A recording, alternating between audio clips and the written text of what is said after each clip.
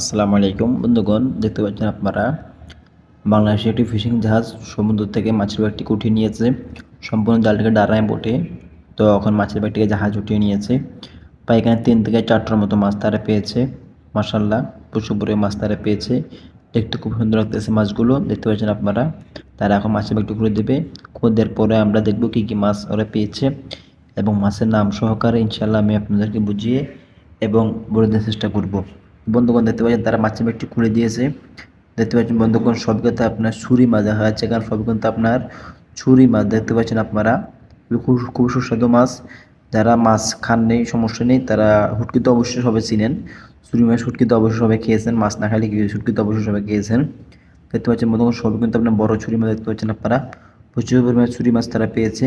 বর্তমানে ছুরি মাছের কেজি চলতেছে বর্তমান বাজারে 300 টাকা 400 টাকা কেজি চলতেছে বর্তমান ছুরি মাছগুলো। খুব সুস্বাদু মাছগুলো, একবার হলো মাছগুলো খেতে